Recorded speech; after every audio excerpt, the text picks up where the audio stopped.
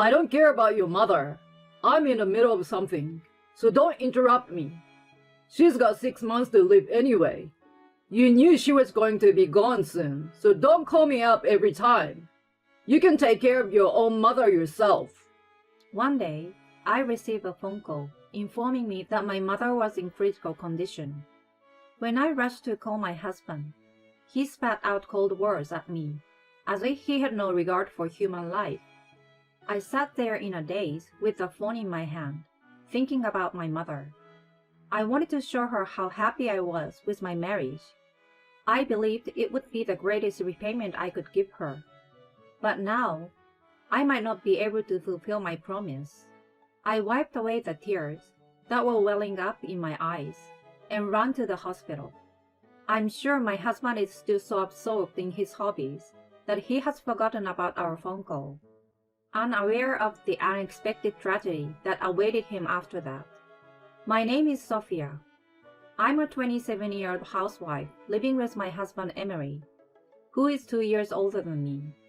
I met him when I had just graduated and joined an IT company. I'm Emery, and I will be training you starting today. Nice to meet you. Nice to meet you too. Emery became my immediate senior. He was fast at his work and was admired as an elite within the company.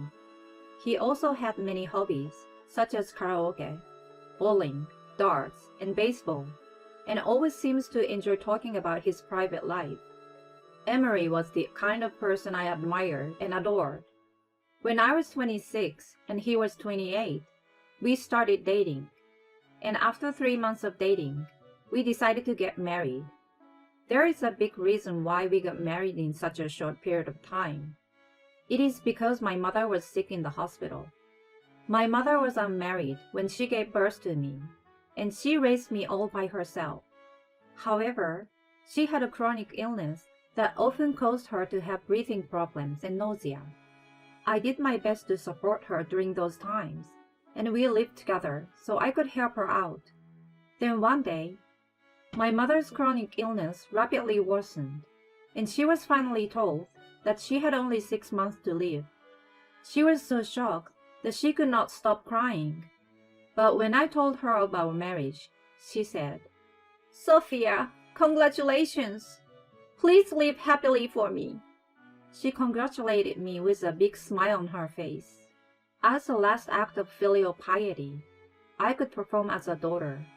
I vowed to raise a happy family with my husband. When I got married, I quit my job and became a full-time housewife. I struggled with housework I was not accustomed to, but I was doing my best for my husband, who was working hard. Then one day, my husband came home from work and said to me, I've got a new hobby. "What's this new hobby of yours?" Fishing. A friend of mine invited me to try it, and I'm totally hooked. Husband is overjoyed to have found a new hobby, fishing.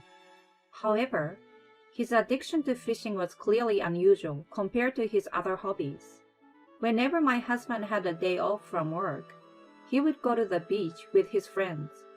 At first, I was happy that he seems to be enjoying himself. But the more times he went, the more expensive the fishing rods and lures he bought out. My husband even said, I've chartered a fishing boat. I was taken aback when he said this. "You've been spending too much money on fishing lately, haven't you? That's why you don't give me much money for living.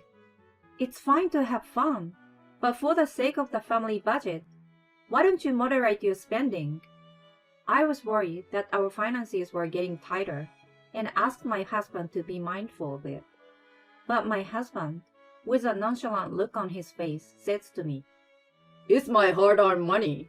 What's wrong with spending it on what I want to do? Why don't you just make it work for you?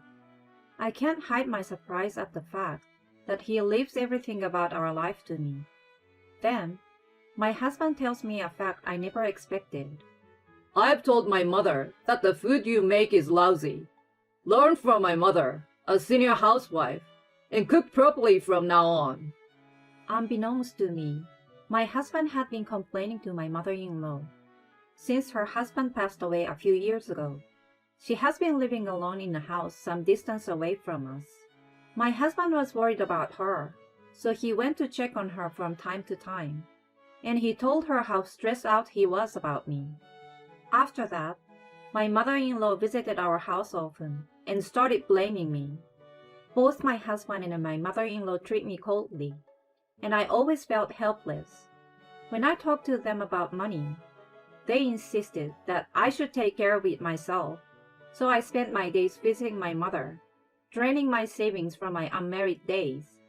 I was willing to put up with it for my mother's sake, but my savings were running out faster than I expected.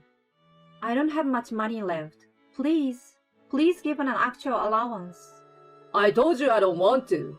I mean, it's a waste of money to visit your mother. I hope she dies already. My husband was insane. He says my food tastes bad, and he doesn't care about my mother.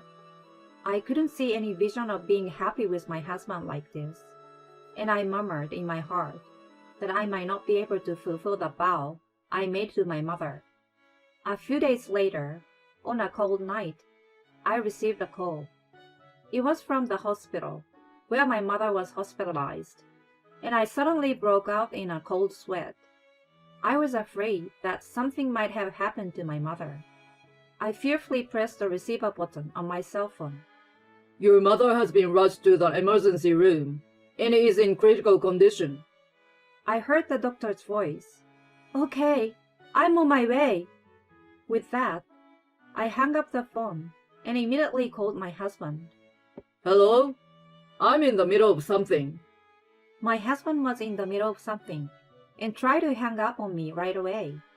Wait, can you calm down and listen to me?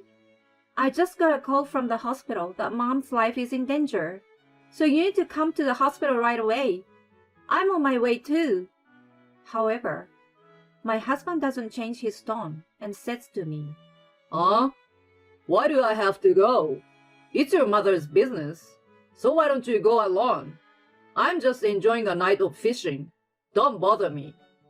He shouted at me and hung up the phone. I was stunned by my husband's attitude, as if he was a stranger to me. How could he be so heartless when the life of someone he cared about was in danger? It was my husband who should be on his way to the hospital rather than me. I felt an uncontrollable anger welling up inside me. I want to run to my husband right now and slap him. But right now, there was no time to lose. I gave up hope that my husband would come and headed for the hospital as quickly as possible. The next day, I came home and had lunch alone. Then, I received a call on my cell phone. I rushed to answer it, expecting my husband to finally call me back, but it was my friend Jenny. She was a colleague of mine from when I was working as an office worker, and we saw each other regularly after I got married. Hello, Jenny? What's wrong? Hi, Sophia. I saw something last night. So what? Please listen to me calmly. The truth is, I listened carefully to Jenny's story and found it unimaginable. Finally, in the evening, I received a call from my husband. Listen to this. I caught a big mackerel last night. It was worth sticking around in the frigid cold. We are having a mackerel dinner tonight, so ask my mom how to cook it. I want you to ruin this perfect fish. My husband was completely satisfied with his night fishing, but I didn't care about his excitement. Mom passed away. I confided in him. My husband started laughing in high spirits. I see your mother has finally passed away. How much inheritance are you getting? My husband was still under the mistaken impression that my mother had passed away.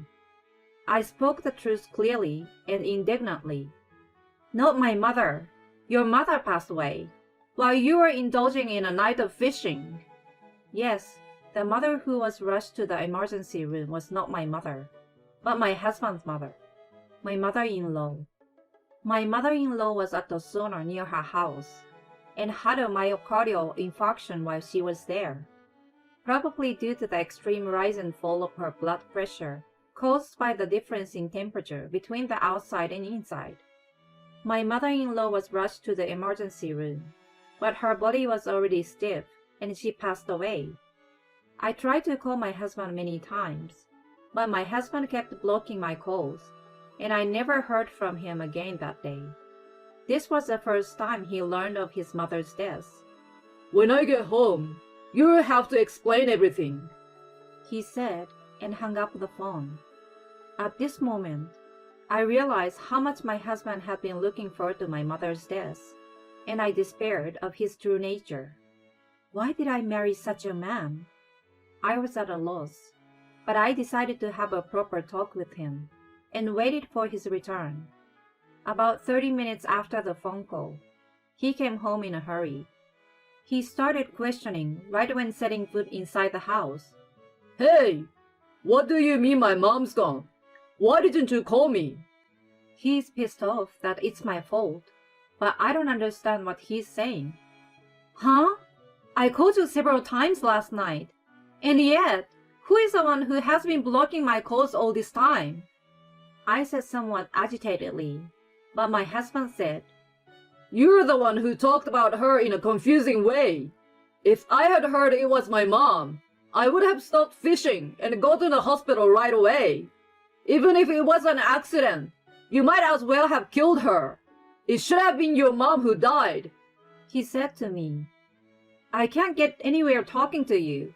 You're crazy to think you can say such a thing. I don't care if you regret it in the future. Who is going to regret it? Your mother will be going to the other side in the near future. When that happens, give me all of your inheritance as compensation for this. I finally told him to leave me alone and locked myself in my room. 3 days later, my mother-in-law's funeral was held. In addition to my husband and myself, my husband's relatives and co-workers came to pay their respects. I heard that it was so sudden that you couldn't see her at her end. I was so sorry to hear that. Yes, it was a huge shock to me. My husband would make a sad face when the mourners sympathized with him, but he scowled towards me. Then my husband began the eulogy, but I wanted to cover my ears. I was stuck at work that night my mother died. I got a call from my wife, and I managed to get a break from work and try to answer it, but she stopped calling after about 2-3 attempts. If only she had kept in touch with me until I picked up the phone. My husband was giving a sobbing speech about how it was my fault when he was obviously lying, and me being annoyed inside, saying, "What the hell is he talking about?"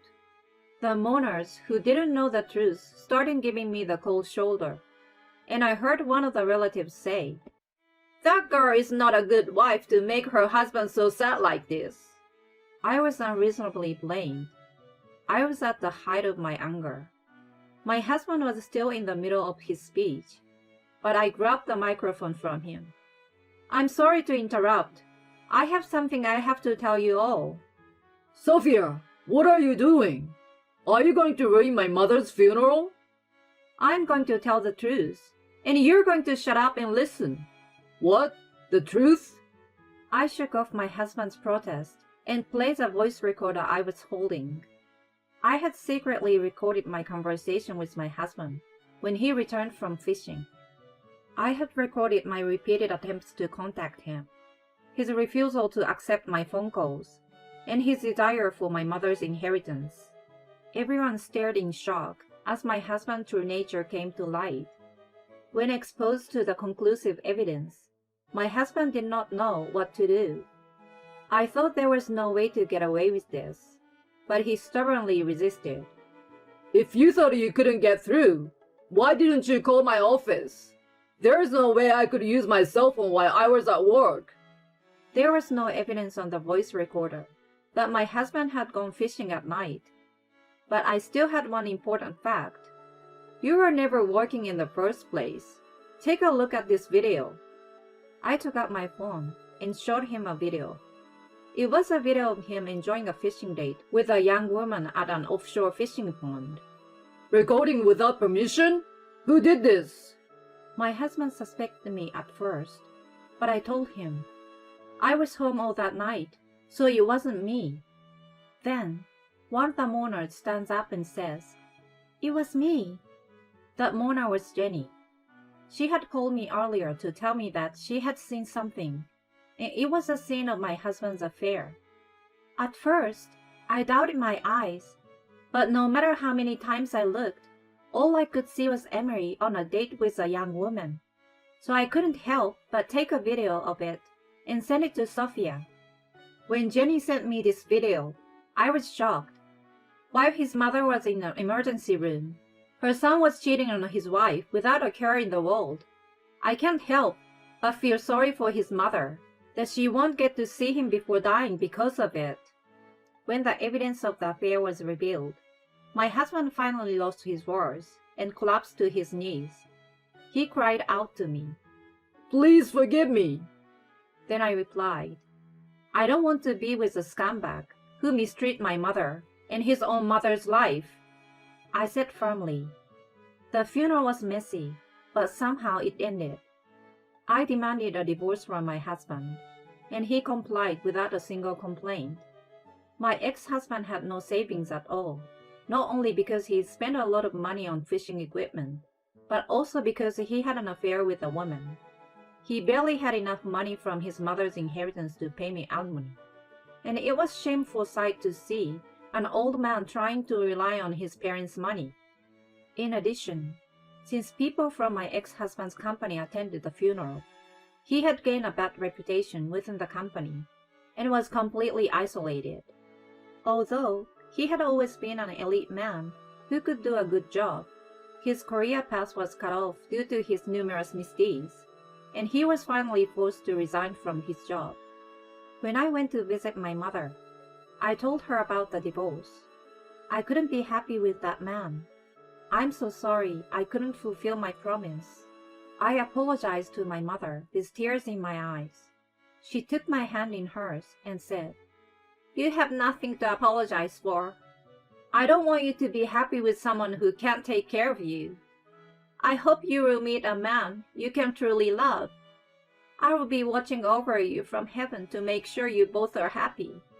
I really love my mother, who always has a smile on her face, even when she doesn't have much time left to live. From marriage to divorce, many things happen, but I realized the preciousness of life once again. I decided to become a nurse so that I can save people's lives.